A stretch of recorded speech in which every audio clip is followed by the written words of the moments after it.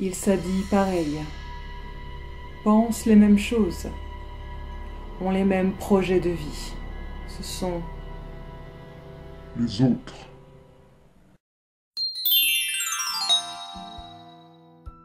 Coucou les loulous, c'est Nounaya, j'espère que vous allez bien et que vous êtes épanouis dans votre vie, que tout se passe le mieux du monde pour vous.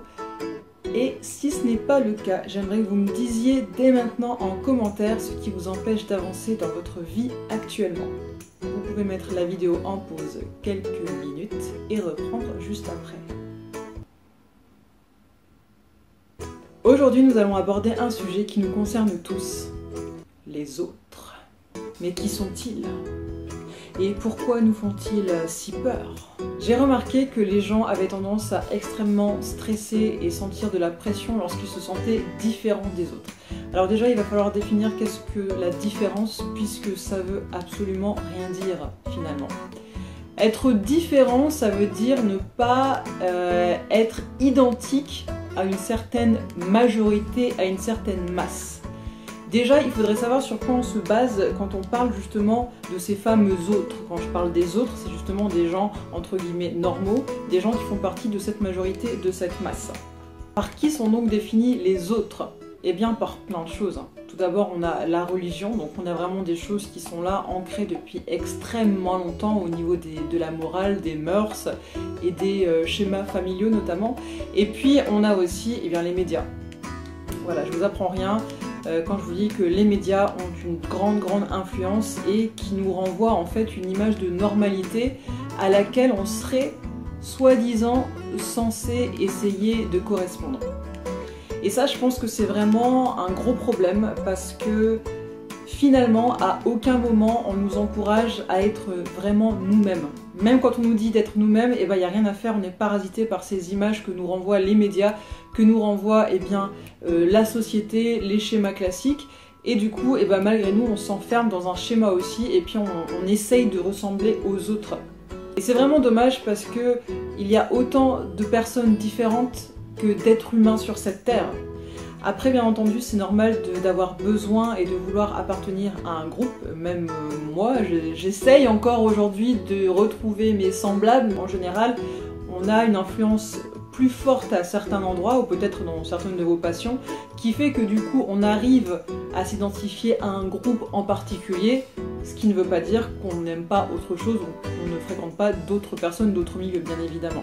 Moi, ce que j'aimerais dire dans cette vidéo, c'est que vous devez rester vous-même, que vous devez vous efforcer de comprendre qui vous êtes, de vous affirmer et surtout de trouver vraiment quelle est votre identité propre et ne pas forcément essayer de ressembler aux autres personnes qui vous entourent, parce que vous êtes vous, tout simplement.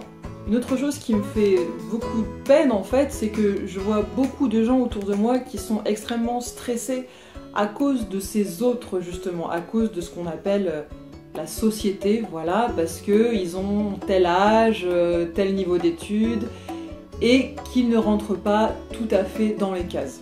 Et je trouve ça vraiment extrêmement dommage parce que finalement, on est ici, on a été catapulté sur Terre comme ça, sans nous demander notre avis, et que pour moi, on a une seule et vraie mission, c'est de s'épanouir soi-même. Voilà, c'est d'être un humain heureux. Pour moi, c'est le seul vrai objectif qu'on ait sur Terre. Maintenant, posez-vous une question. Et je pense que c'est la seule et unique question qui compte le plus. Pour qui vivez-vous? Vous vivez pour vous. En premier lieu, vous vivez pour vous.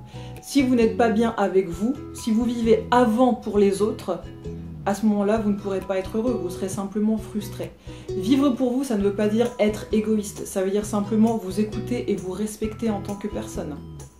Bien entendu, quand je dis ça, je m'adresse avant tout à des personnes indépendantes, responsables et majeures, parce que évidemment, si vous vivez encore chez vos parents et que vous êtes relativement jeune, il est possible que vous n'ayez pas encore la maturité, le recul nécessaire pour prendre les bonnes décisions pour votre vie là présente tout de suite. On sait que les jeunes ont des passions débordantes, ils ont envie de faire plein de choses, ils ont envie de tout quitter leurs études pour se lancer dans je ne sais quoi, pour être une star de K-pop et tout ça.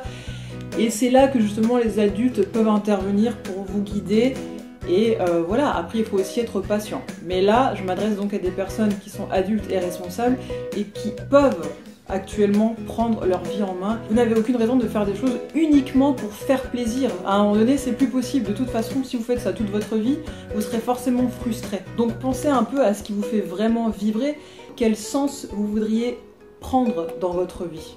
Et je pense que des fois, il faut faire des sacrifices.